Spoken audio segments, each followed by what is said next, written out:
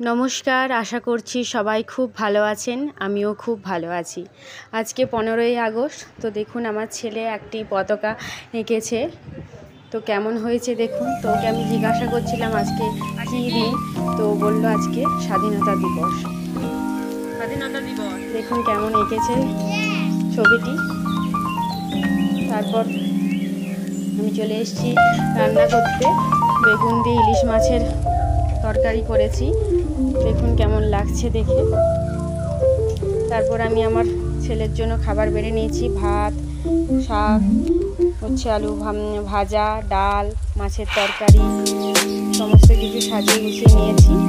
ছেলেকে খাওয়াবো। তো এই তো বসে গেছে দেখুন আমার ছেলে খেতে।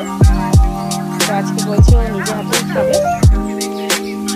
সব কিছু সরিয়ে নিচ্ছে আগে, যে নিজে হাতেই খেতে বসে গেছে। ছেলেকে খাইয়ে দিয়ে আমাদেরও সবার খাওয়া হয়ে গেছে। তো বাড়িটা দেখছি আজকে মেঘলা করেছে। খাওয়া দাওয়ার পরে কাপড় জামাগুলো তুলতে গেলাম, নিয়ে এসে রেস্ট নেব। তো আজকের দিনটি সবার কেমন কাটলো সবাই একটু কমেন্ট করে জানাবে।